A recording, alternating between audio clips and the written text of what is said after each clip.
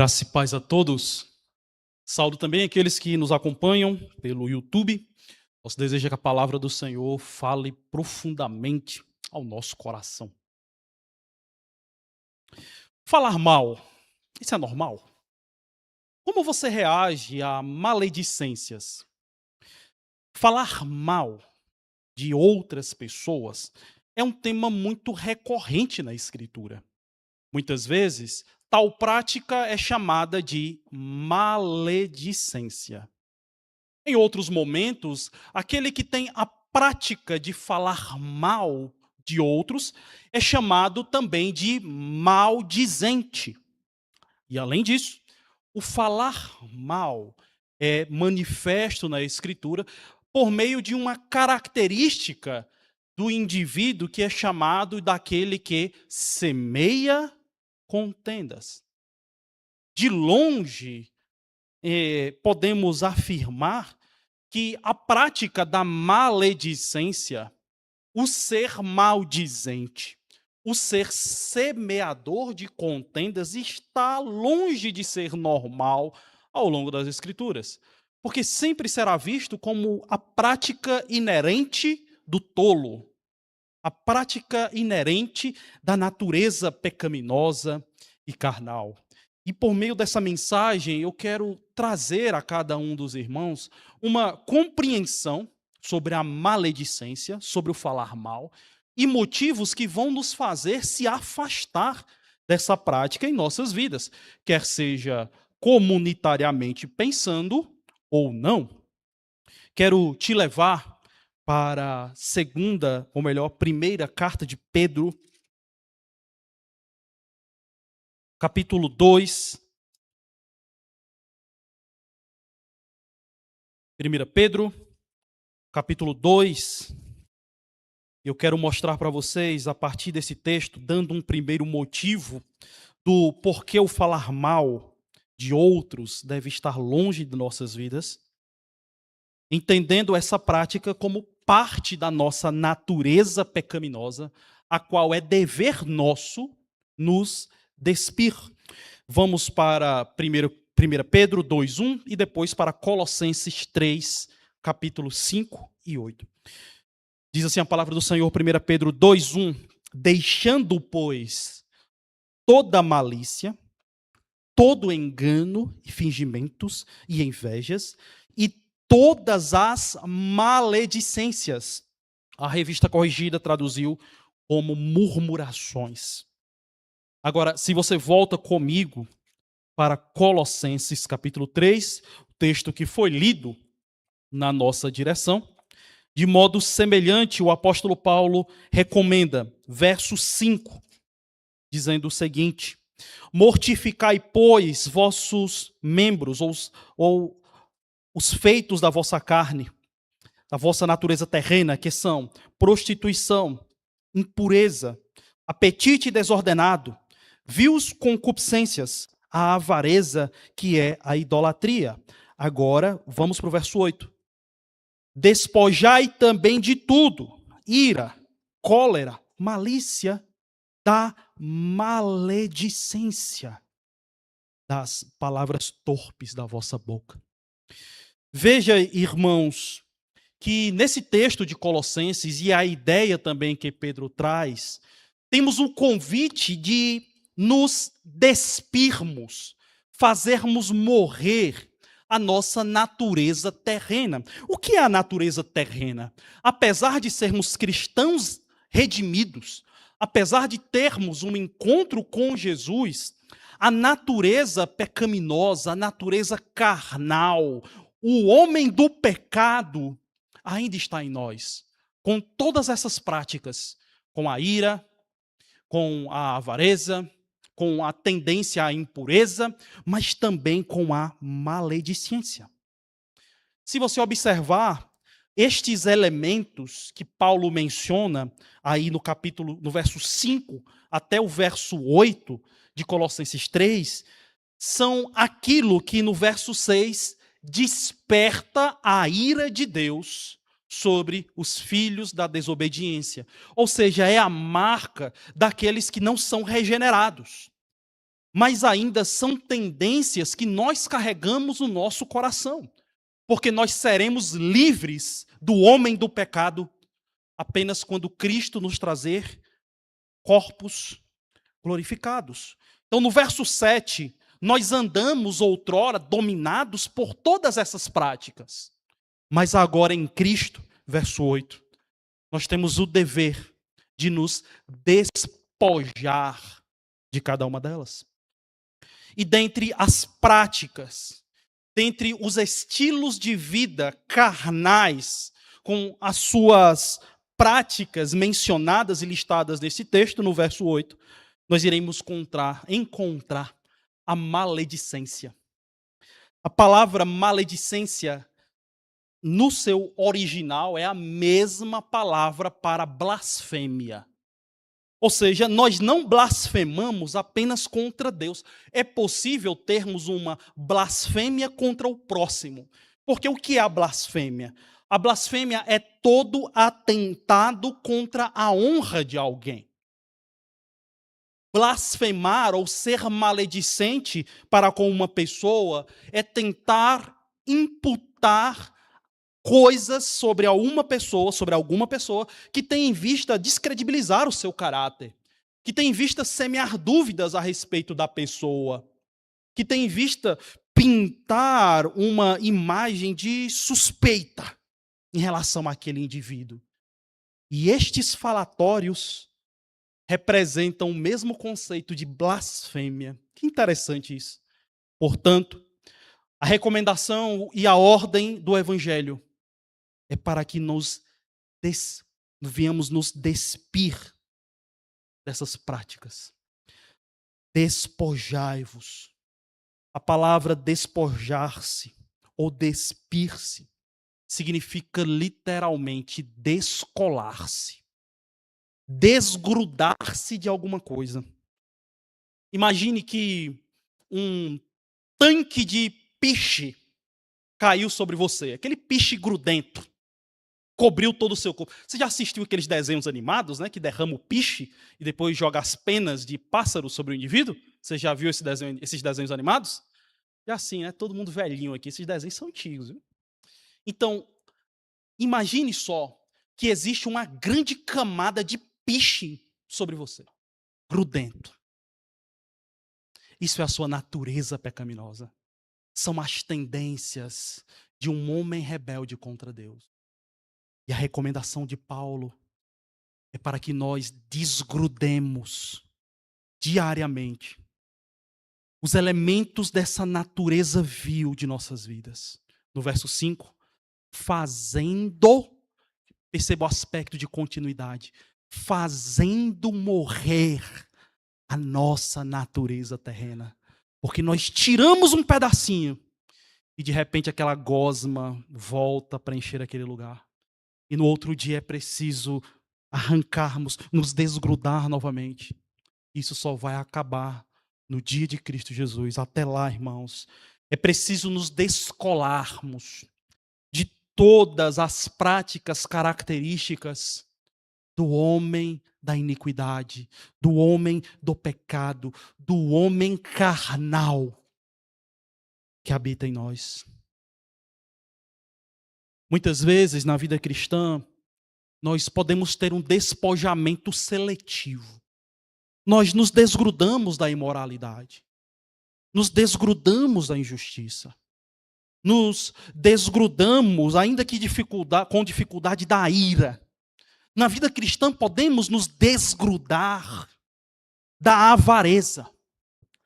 Mas muitas vezes, à medida em que nos desgrudamos destes elementos, podemos conservar a maledicência bem grudadinha em nós. A prática do falar mal uns dos outros. E este elemento também, esta roupagem iníqua, precisa ser desabotoada de nós todos os dias. Precisamos tirar esse casaco e jogar para longe. Ele vai voltar, vai nos seduzir. E é preciso repetirmos esse processo diariamente. Quando nós falamos do falar mal, da maledicência, quando nós falamos do ser maldizente, essa é uma prática caracteristicamente carnal. Vamos para 1 Coríntios, capítulo 6. Nós vimos que é um elemento da nossa natureza caída, do qual precisamos nos despir, nos afastar. Então, ser maldizente é algo que não subsiste junto à espiritualidade. Se você lembra o contexto de 1 Coríntios, nós estamos diante de uma igreja problemática. E uma igreja de pessoas que foram salvas, mas de alguns pecados que estão se instalando novamente na vida da igreja. E a partir do verso 9 deste capítulo, Paulo menciona algumas características, Paulo lista algumas práticas daqueles que não herdarão o reino de Deus, e tais práticas Paulo lista porque elas estão voltando a serem presentes na vida da igreja. E dentre essas práticas, que são típicas daqueles que não herdam o reino de Deus e que estavam voltando para a igreja, observe comigo, no verso 10, está listado: nem os devassos, nem os idólatras, nem os adúlteros, nem os afeminados, nem os sodomitas, nem os ladrões, nem os avarentos, nem os bêbados, nem os maldizentes herdarão o reino de Deus. O ser maldizente é uma característica daqueles que não herdam o reino dos céus. E essa prática estava se instalando no coração de muitos irmãos da igreja, daquela comunidade. E Paulo então intervém. E veja que essa é uma igreja que estava rica de dons. Todo dia tinha culto, profecias, línguas. Era uma igreja riquíssima. Mas era uma espiritualidade vazia. Apesar de terem muitos dons em exercício na igreja, essa abirrogada espiritualidade pulsante não era algo mais do que mera carnalidade. 1 Coríntios 3:3, Paulo diz: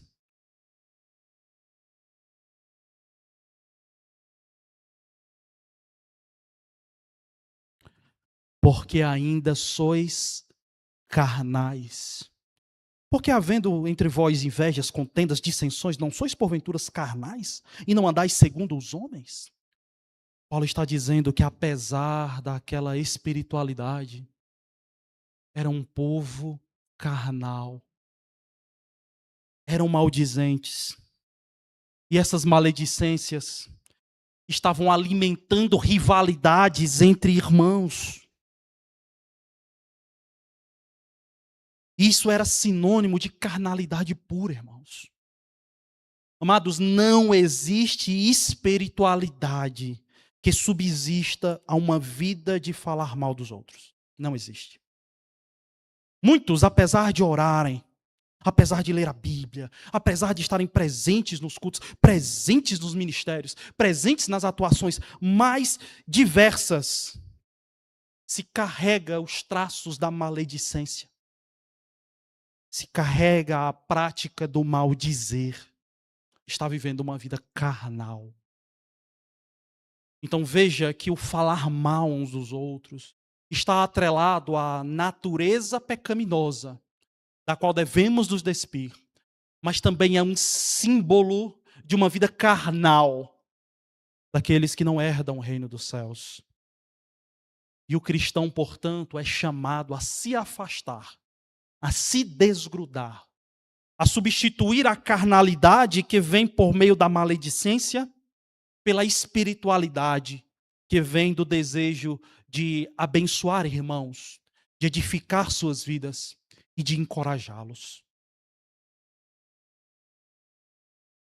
Veja que se nós somos praticantes disso, se nós damos os nossos ouvidos a isso, apesar de qualquer vida religiosa, estaremos sendo pessoas representativas de uma vida na carne. E isso precisa estar longe, nosso coração, da nossa comunidade, das nossas vidas como um todo.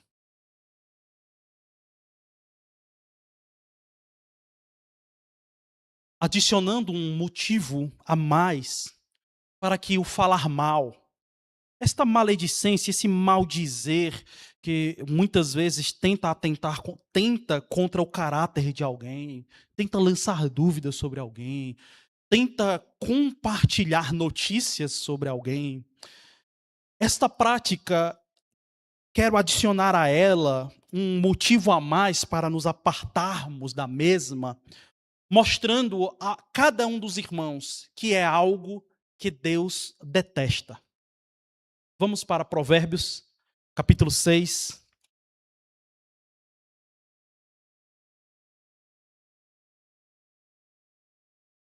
Devemos odiar o que Deus odeia. Você concorda comigo? Pois bem. Em Provérbios 16, ou melhor, Provérbios 6, irmãos. O Marcos está colocando o texto aqui e está me confundindo, né, Marcos? Provérbios capítulo 6, verso 19. Leia comigo, na verdade, o verso 12, para a gente entender, do 12 ao 19. Provérbios 6, 12 a 19, diz assim a palavra do Senhor. O homem de Belial, o homem vicioso, anda em perversidade de boca, acena com os olhos. Eu peço que você grave os membros do corpo aqui, tá? Grave os membros do corpo mencionados. O homem de Belial, o homem vicioso, anda em perversidade da boca, acena com os olhos, fala com os pés, faz sinal com os dedos. Perversidade há no seu coração. Todo o tempo maquina mal, anda semeando contendas, pelo que a sua destruição virá repentinamente, subitamente, quebrantado sem que haja cura. Estas 6 coisas aborrece o Senhor, e a 7ª a sua alma abomina. Olhos altivos, língua mentirosa, mãos que derramam sangue inocente, coração que maquina pensamentos viciosos e pés que se apressam a correr para o mal, a testemunha falsa que profere mentiras e o que semeia contenda entre irmãos. Verso 19, melhor, verso 16. Estas 6 coisas aborrece o Senhor, e a 7ª a sua alma abomina. Essa linguagem que muitas vezes é confusa, principalmente quando nós lemos os livros poéticos, se chama de paralelismo numérico. 6 coisas e a 7ª. Isso era um recurso da fala, um recurso retórico, um recurso de quem ensinava, que ajudava os indivíduos a memorizarem o conteúdo, mas também de terem a sua atenção presa. O que é a 7ª? O que é a 7ª? Você não fica se perguntando também quando lê? 6 coisas o Senhor abomina, e 6 coisas o Senhor odeia. E a 7ª ele abomina, e você está esperando a 7ª. Então, não é que Deus, irmãos, odeia apenas estes pecados. O objetivo dessa lista não é mostrar apenas os pecados que o Senhor odeia e abomina, como se somente esses pecados aqui promovessem a ira de Deus. Não. A ideia, irmãos, é que esses pecados aqui representam todas as áreas da corrupção humana. Lembra que eu pedi você para memorizar os membros mencionados? Por exemplo, menciona-se os olhos, os pés, as mãos, os dedos, né? Coração, a língua e a vida coletiva, a vida entre irmãos. E a ideia é mostrar, irmãos, que a natureza humana, a natureza do homem, é corrompida em todos os seus membros. Olhos, mãos, coração, língua, vida coletiva. E Deus detesta todos os pecados que são produzidos pela totalidade do ser humano.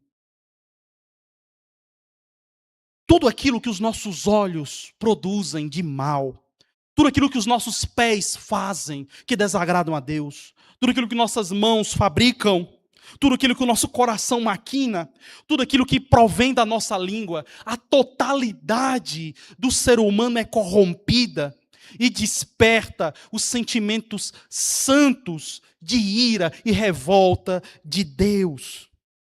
Veja que esses membros, eles representam também, descrevem também o homem de Belial, o homem mau aí no verso 12.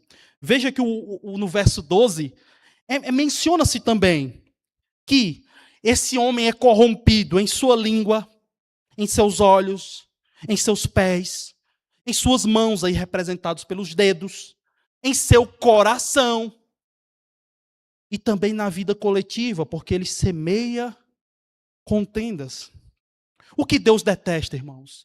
Deus detesta a nossa natureza humana como um todo, corrompida como um todo. Deus se ira contra tudo aquilo que os nossos membros produzem de pecaminoso. Mas a corrupção humana não se detém apenas aos nossos membros. Nós não pecamos apenas no olhar, no pegar, na direção, no coração e na língua. O homem é corrompido também no que diz respeito à vida comunitária. Existem pecados, existem corrupções que o homem faz respingar na vida com os outros. E é por isso que diz que a sétima coisa Deus abomina, o que semeia contendas entre irmãos, porque fecha o pacote da corrupção. Onde a corrupção não está apenas nos nossos membros, mas o homem mau também corrompe o coletivo. E quando Deus olha essa grande tragédia que é a natureza caída do homem, corrompido em seus membros, mas também que corrompe os membros da comunidade, Deus abomina isso. Essas coisas representam a totalidade da natureza humana em suas mais diferentes vertentes. Representam a totalidade do homem iníquo, da natureza que temos que lidar todos os dias. Agora, volte-se para essa esfera da coletividade, bem aí no finalzinho do verso 19. O pecado escolhido para representar esse atentado à vida comunitária, que é a prática do homem caído, ele também atenta contra a vida coletiva, ele corrompe a vida coletiva. O pecado escolhido para representar essa esfera comunitária que se corrompe é a semeadura de contendas. O que é semear contendas? Semear é o ato de lançar semente, concorda? Pronto. Semear contendas, sim, contendas é levantar pessoa contra pessoa. Semear contendas, portanto, é a ação pecaminosa de alguém de influenciar negativamente a opinião de outra pessoa a respeito de algum membro da coletividade. É aquela ideia de ser um influenciador negativo da visão de alguém a respeito de outra pessoa. E, geralmente, isso é feito por meio de falatório. Veja fulano, é assim, é assado, pratica isso, faz isso. Aquela pessoa, como é que pode, mulher? Como é que pode, cara? E isso tem em vista criar um conceito negativo entre um membro da comunidade para com o outro. Quem semeia contendas geralmente busca gerar oposição, resistência e descrédito ao nome de alguém diante da comunidade, para que as pessoas criem certas reservas para com ela. Toma cuidado, viu? Se acautele, viu, daquele cidadão ali.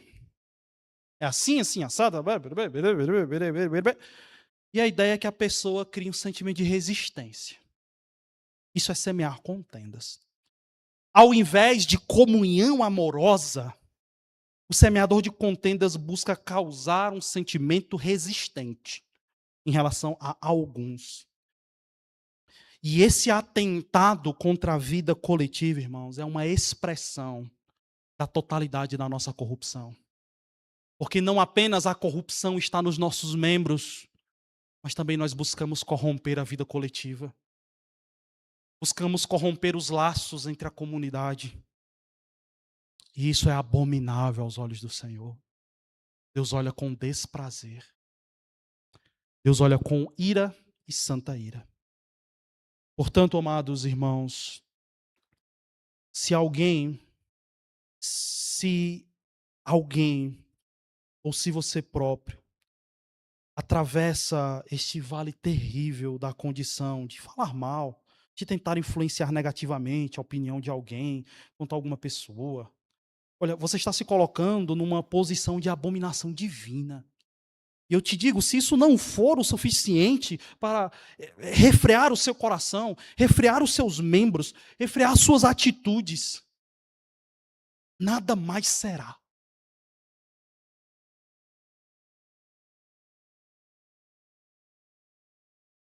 A maledicência é um reflexo da corrupção do homem, que não reside apenas nos seus membros, mas a corrupção que ele tenta promover até mesmo na coletividade.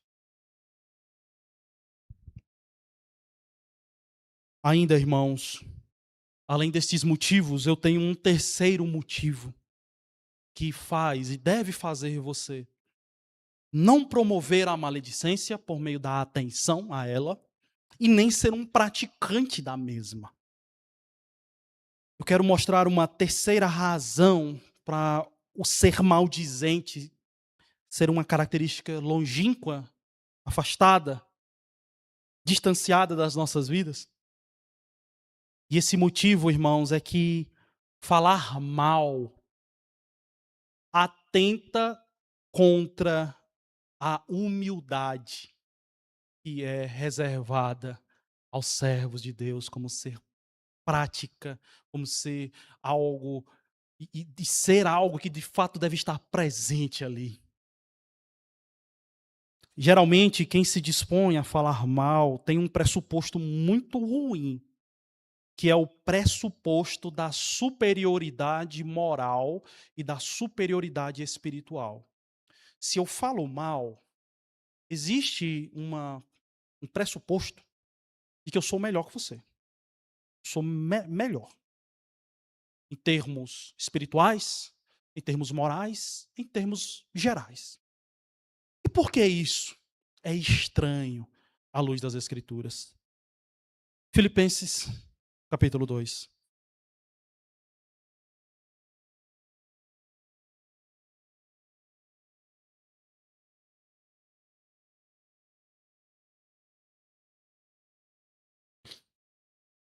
Nós não somos convidados, irmãos, a superestimar o nosso ego. O evangelho do Senhor Jesus Cristo é um evangelho de humilhação. É um evangelho de um pensamento comedido a nosso próprio respeito. Enquanto a maledicência nos leva a superestimar o nosso ego, nos colocando numa sensação de superioridade moral, espiritual em relação a outros, veja o que o evangelho nos diz em Filipenses capítulo 2, verso 3. Nada façais por contenda ou por vanglória, mas por humildade, cada um considere os outros superiores a si mesmos. O convite que o Evangelho nos faz é para drenarmos da nossa alma o sentimento de superioridade em relação a um irmão. E pelo contrário, olharmos para ele como muito melhores que a gente, como muito superiores. Verso 5, esse foi o exemplo de Cristo, que habitava em glória, que subsistia no estado de Deus, recebendo o louvor de anjos. E ele olhou para a sua criação, para o homem, assumiu uma figura de servo e nos serviu, verso 8, oferecendo-se como um sacrifício em nosso lugar, sofrendo uma morte, morte de cruz. Cristo nos serviu com a sua vida, sendo ele muito melhor, muito superior, muito mais digno que a gente. E, portanto, o convite para que também sirvamos aos irmãos, considerando-os como superiores a nós mesmos. Ah, pastor, mas se fulano tem certos pecados, tem certas práticas, tem certos fracassos, tem certas fragilidades, ainda assim, meu irmão, nenhum pecado alheio deve te elevar internamente por uma razão simples. O nosso padrão não é o outro. Nosso padrão é Cristo. E sempre estaremos na soleira. Sempre estaremos na posição menor possível. Porque o nosso padrão é Cristo. Então olhe para o seu irmão e considere-o assim como Jesus olhou para você e te considerou e te serviu. Jesus se humilhou. E a promessa é que aqueles que também se humilham perante a poderosa mão de Deus, seu tempo ele os exaltará. Mesmo quando você estiver diante de pessoas frágeis na fé, pessoas com fraquezas morais, espirituais, e você na intimidade e na vida coletiva muitas vezes se depara, o convite a cada um de nós é considerarmos a nós mesmos assim como Paulo, em 1 Timóteo 1,15. Paulo, veja, ele lidou com a igreja de Corinto, pecado por cima de pecado, adultérios, irmãos judicializando questões com o outro, uma carnalidade só. Paulo viu pecadores terríveis. Mas em 1 Timóteo 1,15, ele olha para si próprio e diz: crer no Senhor Jesus, que veio salvar os pecadores, dos quais ele é o principal. Devemos olhar para nós mesmos, irmãos, como sendo o principal dos pecadores. Em comparação a mim, meu irmão é muito melhor. Em comparação ao que eu sou, mesmo o fraco, o frágil, o tropeu, o vacilante, bem melhor do que eu.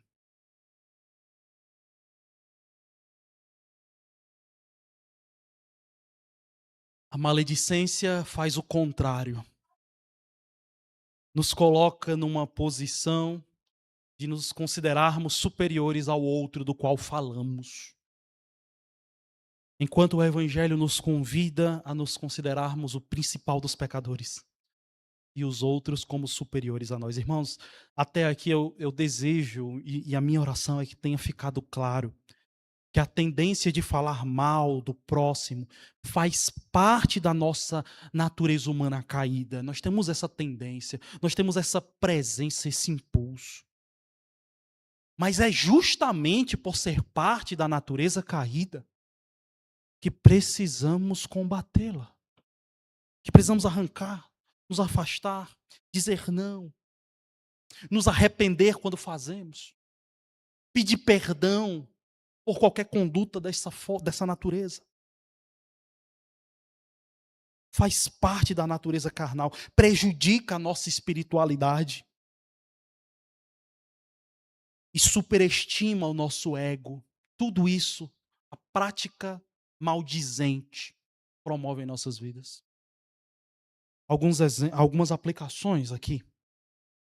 Se você é alguém que em algum momento surpreender ou for surpreendido por alguma falha, algum fracasso, alguma fraqueza de um irmão, o Evangelho não te convida a ser um proclamador da falha alheia.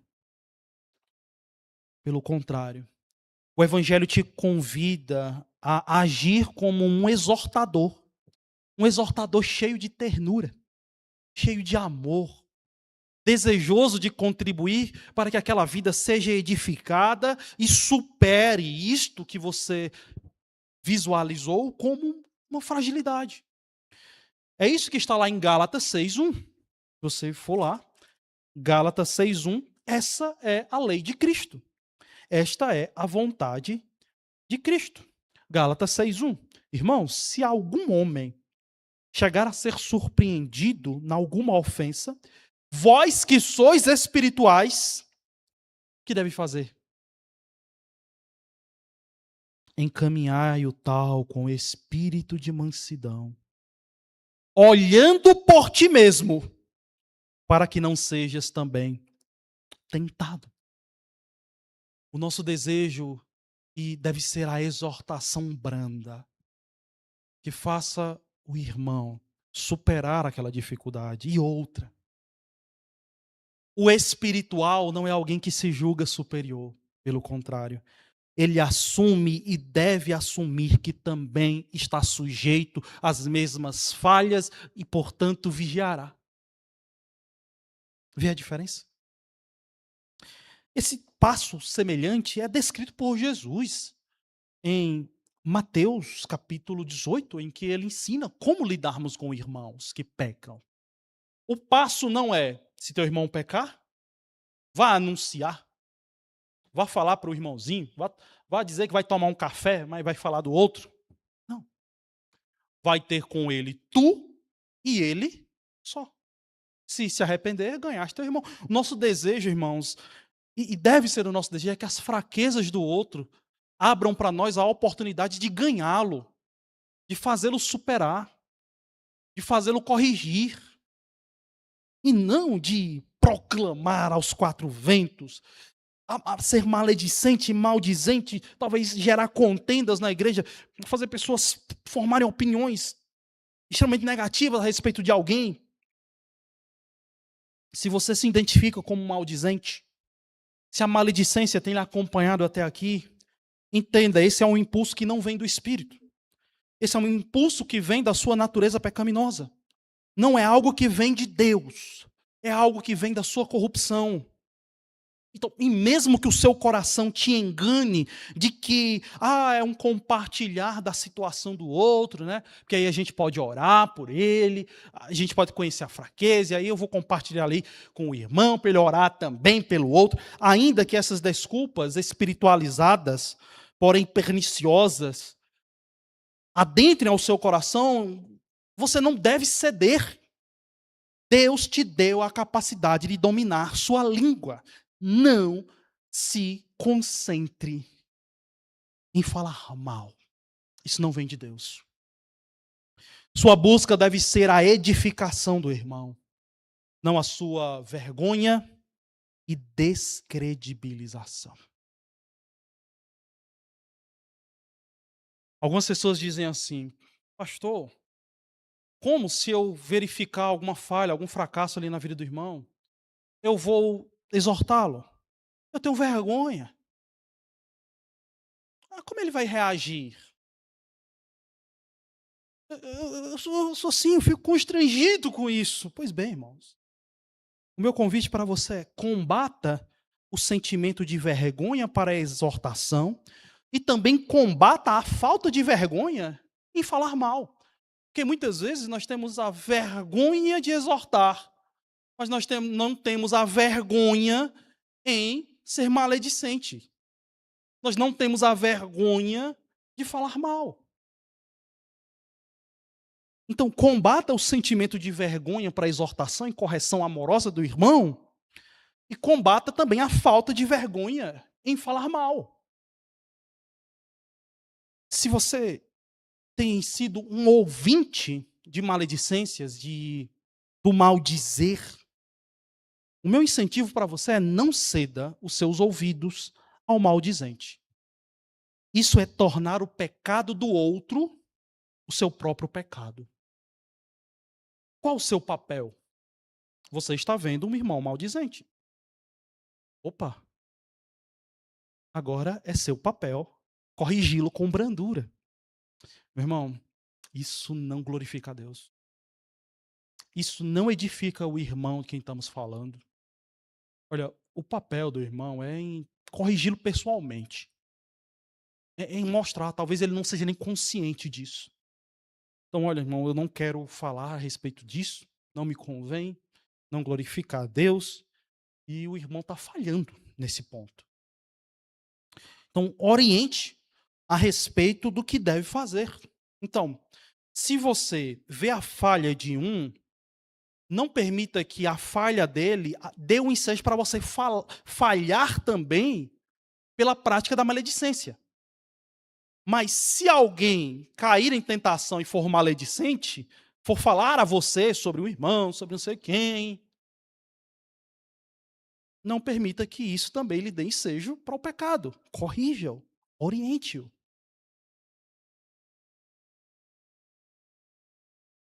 Se talvez, em algum momento da sua vida, você foi vítima de falatórios, e isso muito magoou seu coração, chateou você em relação ao irmão, chateou você em relação à igreja, chateou você em relação a um familiar, a um colega de trabalho, se você já foi alvo de maledicências alheias, eu tenho um convite especial para você também. Meu convite é para que você não nutra nenhum sentimento de oposição ou ódio por essas pessoas.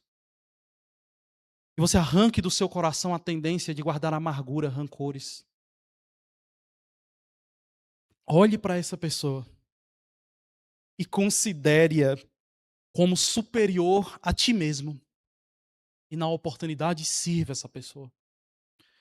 Inclusive, talvez seja bênção na vida dela nessa área do bloqueio da maledicência, do maldizer, da semeadura contenciosa. Mas jamais nutra ódio e rancor por ela. Eu sei que é difícil, mas se você já foi ferido, lembre-se de Cristo Jesus. Jesus foi ultrajado, Jesus foi ofendido, Jesus foi traído e abandonado pelos mais próximos. Mas o Senhor Jesus os amou até o fim e restaurou cada uma daquelas pessoas. Se algum falatório já te incomodou, que a resposta a ela, que a resposta a essa pessoa seja o amor. 1 Pedro 4,8 nos diz que o amor cobre multidão de pecados. O amor lida com essas dificuldades. Então esse é meu incentivo a você. Falar mal, isso é normal? Não é. Afaste isso do seu coração. Razão número 1, provém da nossa natureza carnal. Razão número 2, é um atentado à nossa espiritualidade. É impossível sermos maldizentes e pessoas espirituais. Podemos falar da razão número 3. É algo detestável, abominável a Deus. E razão número 4, falar mal infla o nosso ego superestima a nossa própria pessoa, enquanto devemos baixar a nossa bola e considerar o outro superior a nós mesmos. Que o Senhor aplique essa porção da sua palavra ao seu coração, te fortaleça, te ajuda a corrigir se isso for presente em sua vida, ajude você a reagir perante o maldizer de outros e que também traga um bálsamo e um refrigério para você que talvez já foi muito ferido. Senhor, nós te agradecemos pela tua palavra. Obrigado porque o Senhor nos mostra quão perniciosa é a maledicência, Senhor. Falar mal uns dos outros. Isso não convém à vida santa. Isso não convém à vida com Deus. A nova realidade que em Cristo Jesus foi inaugurada em nosso coração. Nos ajuda a não sermos displicentes em nos despirmos dessa prática. Que possamos, Senhor, nos despojar do maldizer. Nos dá a capacidade também de reagirmos devidamente. Quando os nossos ouvidos estiverem sendo colocados à prova por meio de pessoas maledicentes, corrijamos, que orientemos, que glorifiquemos ao Senhor. Ao invés de falatórios inúteis e perniciosos, nos ajuda de fato a olhar para cada um dos irmãos com um amor realmente interessado, interessado em sua edificação, interessado na superação das fraquezas, e que isso, Senhor, venha aniquilar a maledicência e o maldizer dentre nós. O Senhor o abomina, ó Pai, que nós também o abominemos. Obrigado pela tua palavra, pela tua correção, pelo teu evangelho. Alimente nossas vidas com a tua santa palavra que foi pregada hoje. Mude nossas disposições. Em nome de Jesus. Amém.